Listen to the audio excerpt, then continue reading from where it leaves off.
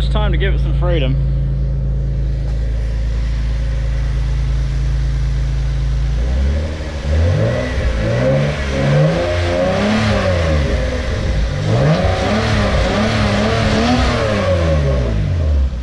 Hell yeah! Hee-haw! Tell you saying freedom, boys.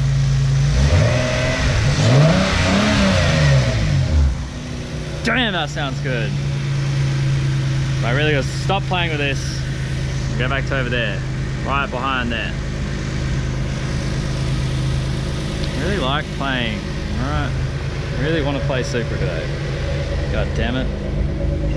Alright, I'm gonna turn the Supra off. Disconnect the battery and go back to that. So, some idiot got distracted playing with the Supra, but we're back. So, other than getting bitten to death by mosquitoes at this point, we are gonna jack this side up, jack that side up, get some stands under it, and start getting to this exhaust and stuff, because all got to be disconnected. And then we can do the bottom two mounts, slide the crane in, and pick her up, boys. That's a little toy.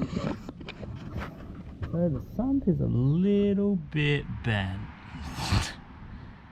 So we're gonna get this bolt out and this one over here somewhere. Over there. We're gonna get this exhaust off. And that's pretty much it, ready to go. Other than the fact that it's kind of a little bit how you going, I guess. But as you can see, this wheel's very off the ground. This wheel's not. And these stands are exactly the same height. So that suspension's definitely, how can I put it? Shagged. Okay, so for some reason, everything came undone with the 3.8. So the exhaust is off. The engine's not mounted anymore in theory. So now it's up to the last couple of bits up top. Obviously still the stabilizer in. There are a couple of bolts deep in here, or nuts on the gearbox. I think that's all of them. I'm not entirely sure, but here you go. I'll undo those two heater core pipes. These vacuum lines are going to come off. And in theory, I think it's go time. Okay, so the engine and gearbox started to split, so I didn't take any precautions. I just got it straight on the crane. Hopefully it's ready to come out. So what we've got, I got chain around the manifold with D-shackles to shorten the chain, and we're going to hopefully lift it, wriggle it and pull it out is kind of the plan.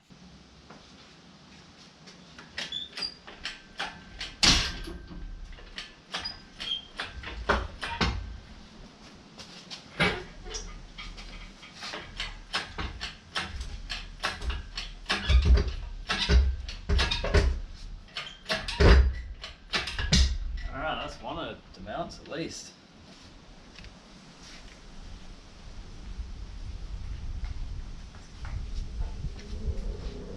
Okay, that's one mount out.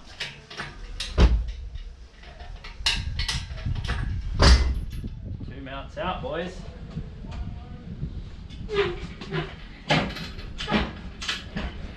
gonna try and wriggle it off the gearbox.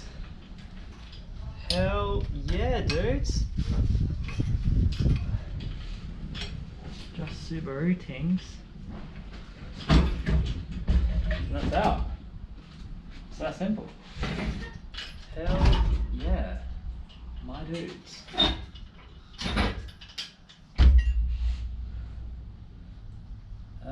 Yeah. Alright. So I have one EJ, whatever the hell this is, EJ25 or something, I don't know. Whatever it is, it's out. Still runs, mount the vent, it's out. And I have an engine bay now. So I have access to all the power steering rack and stuff, the subframe, gearbox, drive shaft should come out a lot easier. The booster, everything else in the bay. Fun fact, these were vacuum lines, but it was the return and a breather and the incoming fuel line. So, my bad. Got access to the box. This stabilizer. But yeah, so another successful one, but you can see how hard it hit a mound. Like, it's literally bent the subframe. I just have no words. It got hit hard. Is what it is, but it's done is done, and that's it for today. So, like if you like watching me do really excessive things on my own. Comment if you have any tips or tricks for this one, because I did wing a lot of it. I did have some advice from Benito. Shout outs to Benito for that, my dude. And it was just on the mounting thing. I mean, I would have figured it out, but the helping hand, you know what you're looking for. All he literally did was talk me through it, and here we are. So yeah, that's that. Like, comment, subscribe, stay tuned for more content, and have a good night.